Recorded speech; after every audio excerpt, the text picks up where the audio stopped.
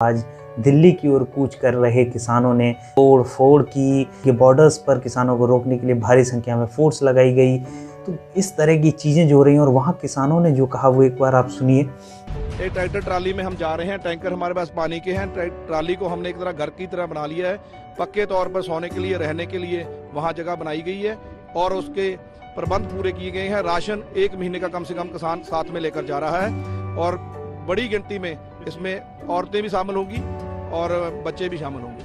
तो क्या ये सही मायनों में किसी किसान हित में आगे बढ़ रहे हैं? पंजाब से दिल्ली तक की दूरी तय इन्होंने की। क्या सही मायनों में ये बहुत ज़्यादा प्रभावित होने वाले हैं इस बिल से? क्या इस बिल में कुछ भी अच्छा नहीं है? हम और आप मिलकर एक संवाद इस पर ज़रूर करें, क्योंकि ये हमारे आपके जीवन से जुड़ा बहुत महत्वपूर्ण पहलू है। भारत एक कृषि प्रधान देश है और इस कृषि प्रधान देश में आज जब किसान बिल को लेकर एक बहुत बड़ा आंदोलन हो रहा है, तो हमें और आपको इससे दूर होकर अपनी प्रतिदिन की दिनचर्या में ऐसे जीना जैसे कि हमें इस सब से कोई फ़र्क नहीं पड़ता, तो आप कहीं ना कहीं बहुत बड़ी गलती कर रहे हैं। तो मैं सबसे पहले कुछ सवालों के साथ शुरू करना चाहता हूँ। क्या सच में बिल बहुत खतरनाक है? बिल में ऐसा क्या किसान विरोधी है? क्या आंदोलन में सिर्फ किसान हैं? आंदोलन का केंद्र पंजाब और हरियाणा में ही क्यों है? आंदोलन में कितना है सच, कितनी राजनीति? आइए देखते हैं आगे। जो किसान बिल है, इसमें 3 बिल हैं। पहला बिल है एसेंशियल कमोडिटीज अमेंडमेंट बिल, जिसे हिंदी में आवश्यक वस्तु अधिनियम 2020 बिल।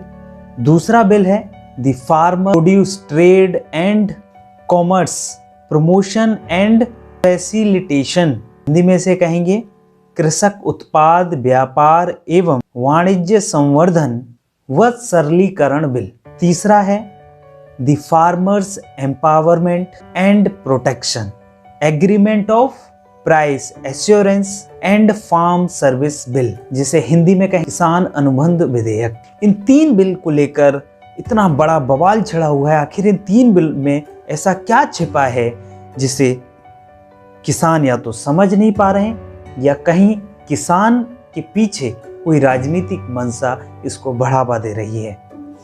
सच और राजनीति के बीच की बातों को जानना बहुत जरूरी है, क्योंकि बिल की पॉजिटिव एंड लूपहोल साइड को हमें समझना होगा। तभी हम और आप मिलकर एक संवाद डिबेट के माध्यम से किसी पहलू पर पहुंच सकते हैं। कुछ महत्वपूर्ण बिंदुओं में इसको रखूंगा ताकि आपको समझने में कुछ आसानी हो, और उसके बाद आप इसे खुद भी स्टडी करिए ताकि सही और गलत बिल्कुल तरीके से हमारे समाज में पहुंचे, क्योंकि सोशल मीडिया के माध्यम से नेगेटिव बातें बहुत तेज़ी से आगे बढ़ जाती हैं। इस बीच सही बातें कहीं ना कहीं भटक जाती हैं। पंजाब में इस आंदोलन की शुरुआत, पंजाब इसलिए क्योंकि आंदोलन का केंद्र प्रथम या मुख्यतः पंजाब ही रहा, जिसमें 24 सितंबर के लगभग इस आंदोलन की शुरुआत हुई और आंदोलन को चलते हुए अभी वर्तमान में मैं बात करूं तो नवंबर का लगभग अंत आ गया है और ये 2 महीने से ज़्यादा का सफ़र तय कर चुका है। और इस 2 महीने से ज़्यादा के सफ़र में क्या किसान अकेले ही इस लड़ाई को लड़ रहे हैं? नहीं, इसमें कई सारे किसान संगठन, भारतीय किसान संगठन और पंजाब के किसान संगठन शामिल हैं, जिनके सहयोग से इन आंदोलन को 2 महीने से ज़्यादा का सफ़र हो गया है। अगर मैं बात करूं इन 2 महीने से ज़्यादा में हुए आंदोलन से होने वाले देश के नुकसान की, क्योंकि वो भी बहुत ज़रूरी है। जब हम किसी एक हित की बात कर रहे हैं तो दूसरी तरफ हम क्या नुकसान कर रहे हैं। 2 महीने से ज़्यादा से रेल सेवा पूरी तरह प्रभावित है, जो कि पंजाब में पूरी तरह बंद है और उसके बाद उत्तर भारत के साथ पूरी तरह से कनेक्टिविटी कट चुकी है, जिससे रेलवे को 2200 करोड़ के लगभग का नुकसान हो चुका है। इसके साथ ही अगर हम बात करें पंजाब में बिजनेस की, क्योंकि पंजाब में कई सारे इंडस्ट्रियल हब हैं और उनके लिए आने वाली मालगाड़ियों का भी रास्ता पूरी तरह से बंद था, तो बिजनेस एसोसिएशन ने करीब 4000 करोड़ के नुकसान का उन्होंने क्लेम किया है। जो सेंट्रल टोल्स थे, जहां से केंद्र को कर मिलता है हाईवेज पर, वो पूरी तरह से बंद है। उसका आंकड़ा अभी आना बाकी है और अभी आंदोलन जारी है। तो ये जो नुकसान मैंने आपको बताया ये अभी तो जारी है। इस आंदोलन को सहयोग कर रहे हैं, मैं ये नहीं कह रहा कि वो सही कर रहे हैं या गलत, उस पहलू पर हम धीरे धीरे आगे बढ़ेंगे और आप खुद तय करेंगे उन आंकड़ों के माध्यम से, उन जानकारियों के माध्यम से ये कितना सही है और कितनी राजनीति है। तो इसमें भारतीय किसान संघ के साथ साथ पंजाब खेती बाड़ी यूनियन के साथ साथ 30 ऐसे पंजाब में किसान संगठन हैं जो कि इस आंदोलन के साथ हैं। तो जो इतना लंबा आंदोलन चल रहा है, इतना विकराल रूप लिया हुआ है, वो पंजाब में ही क्यों है? उसकी पहली वजह है पंजाब में जो 30 किसान संगठन है वो एक साथ आकर इस आंदोलन का साथ दे रहे हैं। तो यह एक पहली मेन वजह है। दूसरा, कहीं ना कहीं एक राजनीतिक सहयोग जरूर मिल रहा है, क्योंकि केंद्र में भाजपा की सरकार है और राज्य में कांग्रेस की सरकार है। तो सबसे पहले लेते हैं एसेंशियल कमोडिटीज अमेंडमेंट बिल। यह बिल क्या कहता है? इस बिल में यह प्रावधान किया गया है कि अब कोई भी एसेंशियल गुड्स का स्टोरेज कर सकता है। एसेंशियल गुड्स चावल, गेहूं, दाल, आलू जैसी एसेंशियल गुड्स का स्टोरेज कर सकता है। लेकिन इसमें दूसरी जो बात जोड़ी गई है वो ये कि किसी भी युद्ध के समय या आपदा के समय या जब भी प्राइसेस डबल मार्केट में होंगे तो यह जो सुविधा स्टोरेज की, जो छूट स्टोरेज की दी गई है वो वापस ले ली जाएगी। लेकिन इसमें समझने वाली बात जो सबसे ज़रूरी है वो ये है कि क्या छोटे किसान इस सुविधा का कोई लाभ उठा सकते हैं? क्योंकि हमारे देश में लेस देन 2 हेक्टेयर्स की खेती वाले किसानों की संख्या 86.2% है और 2 हेक्टेयर से 10 हेक्टेयर के बीते वाले किसानों की संख्या 13.2% है। तो कहीं ना कहीं जो ये छूट मिली है कि अब हम किसान अपनी मर्जी से कितना भी स्टोर कर सकते हैं, तो एक छोटे किसान जो कि 86% के करीब हैं, उनको इससे ज़्यादा कोई बहुत फ़ायदा होने वाला नहीं है। तो उनका कोई ज़्यादा विरोध करने का भी इसमें मतलब नहीं बनता इस वाले फर्स्ट बिल में, क्योंकि छोटे किसानों के पास न ज़्यादा स्टोरेज का स्पेस हो सकता है, न ज़्यादा उस तरह की सुविधाएं वो क्रिएट कर सकते हैं, क्योंकि उसके लिए काफ़ी एक प्रोसेस चाहिए होता है। चीज़ों को स्टोरेज करने के लिए स्पेस चाहिए होता है, उसमें लगने वाली लागत को भी किसानों को बियर करना होता है। तो छोटे किसान इसमें ज़्यादा ना ही आगे जाने वाले हैं, ना ही वो ऐसा अभी करते हैं। बड़े लोग, बड़े किसान जो हैं उनको ज़रूर एक छूट मिली है, जिससे एक नुकसान जो हो सकता है, जो नेगेटिव पॉइंट है, जो हम कह सकते हैं कि एक लूपहोल यहाँ क्रिएट हुआ है, वो ये है कि जो बड़े स्तर पर लोग हैं जिनके पास पावर है वो ज़्यादा मात्रा में स्टोरेज कर सकते हैं। और ऐसी स्थिति में जब प्राइस डबल होंगे तो सरकार ने कहा है कि वो स्टोरेज की लिमिट ख़त्म कर देंगे, लेकिन उस स्थिति में प्राइस डबल होने पर जब वो रिलीज़ करेंगे तो मार्केट में वो महंगा बिकेगा और उससे हम और आप जैसे आम जन को एक नुकसान झेलना पड़ेगा। इससे किसान को ना फ़ायदा होने वाला है ना नुकसान होने वाला है, लेकिन एक आम पब्लिक को इससे ज़रूर एक नुकसान होने वाला है। तो इस बिल को लाने की कोई बहुत ज़्यादा ज़रूरत नहीं नज़र आती है। तो इस पर ज़रूर सरकार को थोड़ा सोचना चाहिए। इसमें कहीं ना कहीं लूपहोल हैं, उनको थोड़ा करेक्ट करने की ज़रूरत है। दूसरा बिल पर अब हम आते हैं, जो कि मेन पॉइंट्स हैं आंदोलन के, वो हैं दूसरे और तीसरे बिल। दूसरे बिल में फार्मर्स को एम्पावर करने की बात कही गई है। आखिर इस एम्पावरमेंट में फार्मर्स के लिए क्या है? इसमें जो सबसे महत्वपूर्ण पॉइंट है वो है कॉन्ट्रैक्ट फार्मिंग। ये कॉन्ट्रैक्ट फार्मिंग क्या है? कॉन्ट्रैक्ट फार्मिंग के माध्यम से किसान को ये छूट दी जा रही है कि किसान अब अपनी कीमत पर अपनी फसल का रेट तय कर सकता है और किसी भी प्राइवेट कंपनी के साथ कॉन्ट्रैक्ट कर सकता है। यह कॉन्ट्रैक्ट खेती से पहले होगा। जैसे आज की डेट में मैं कॉन्ट्रैक्ट करता हूँ कि मैं गेहूँ 40 रुपये में दूंगा। अब ये 40 रुपये में जो कॉन्ट्रैक्ट हुआ है ये इनिशियल स्टेज पर होगा, जो कि किसी प्राइवेट कंपनी के साथ होगा जिसे काफ़ी मात्रा में गेहूँ चाहिए।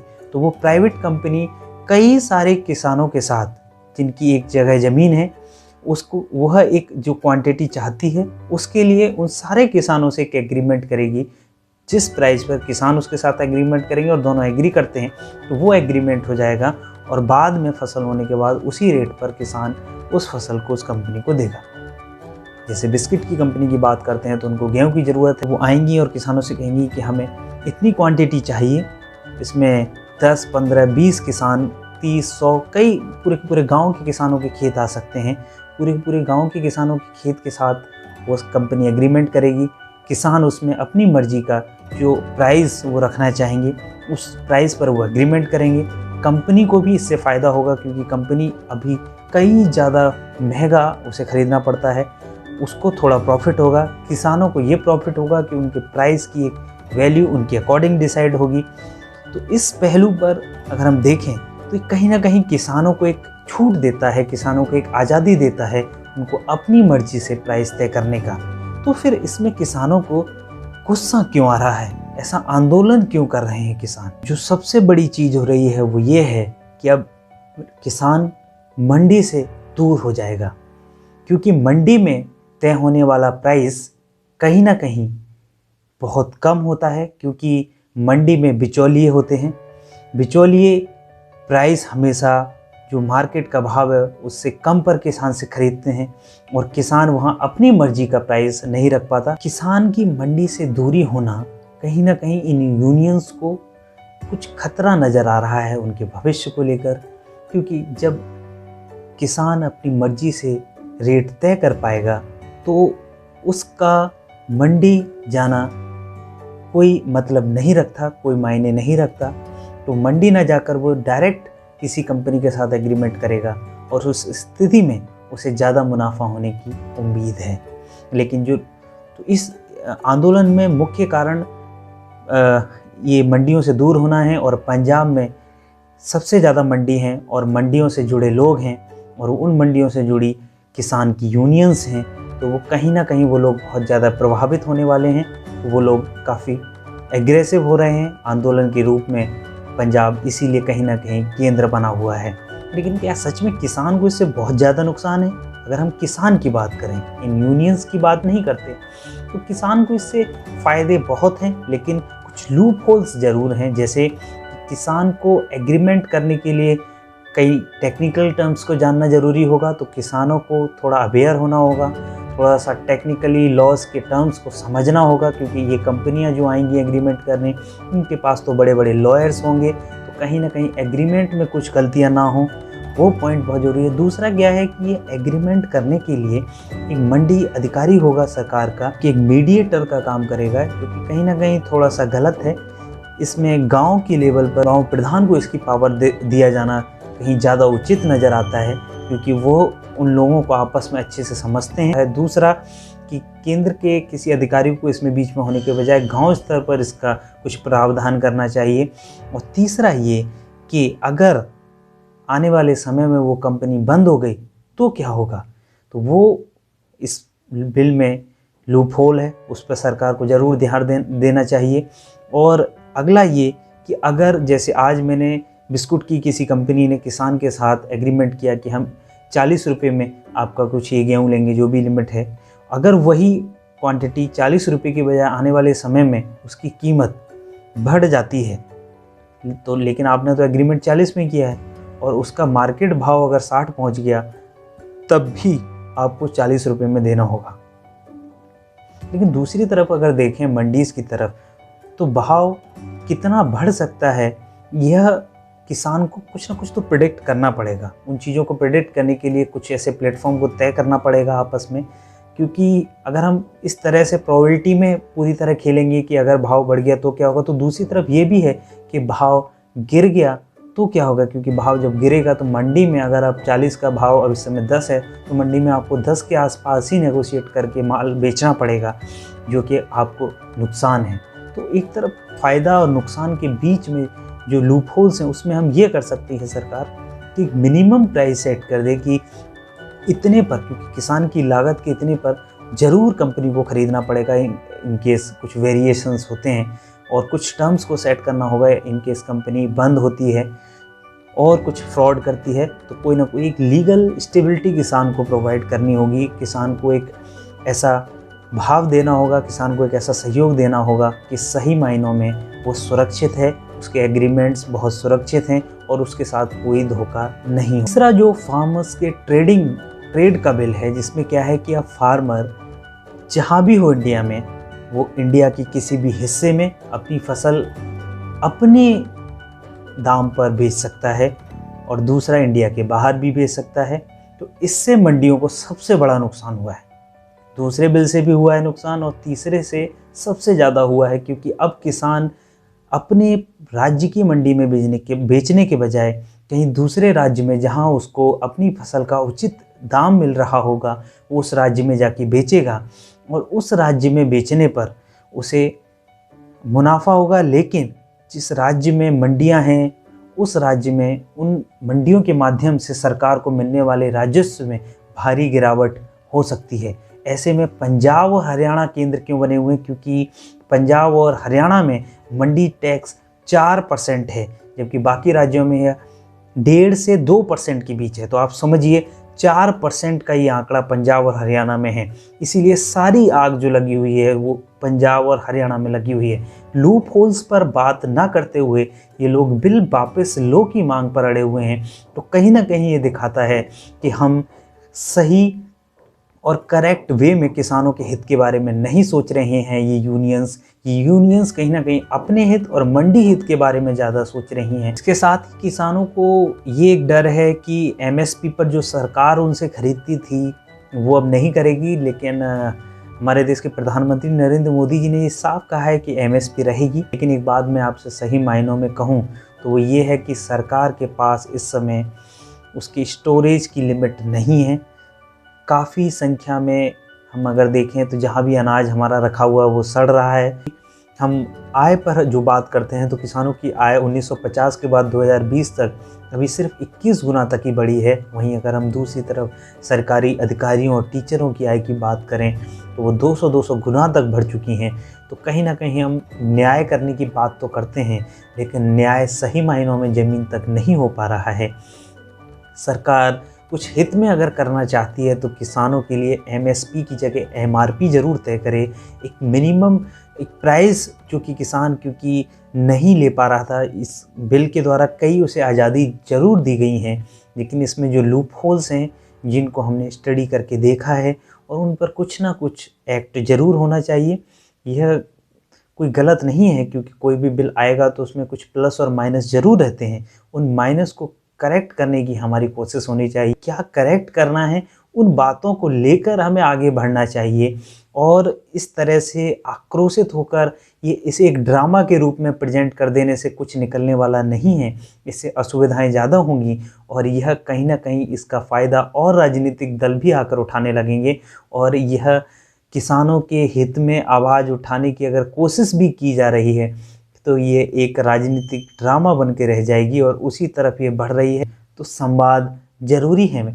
आज इतना ही, और इस तरह की वीडियोस आगे भी देश हित में मैं आपके बीच लाता रहूँगा। एक संवाद बहुत ज़रूरी है। और अगर आप YouTube पर कुछ ऐसा कंटेंट देखना चाहते हैं जिसमें आपके देश के हित में कुछ बात हो और एक ऐसा संवाद हो जिसमें मैं अपनी बात आपके बीच रखूं, जो मैं एक स्टडी करके लाया हूं, और आप उसको फिर स्टडी करें और एक विचार तय करें कि किस तरीके की बातें हो रही हैं और उसमें क्या असली निष्कर्ष है, सच और राजनीति के बीच का अंतर क्या है और देश हित में क्या है। इन सब के लिए मेरे साथ जुड़े रहिए। मेरे चैनल पर आप अगर नए हैं तो प्लीज़ सब्सक्राइब ज़रूर कर दीजिए, और आप पुराने हैं तो शेयर करिए आगे और लोगों तक यह बात ज़रूर पहुंचाइए। जय हिंद।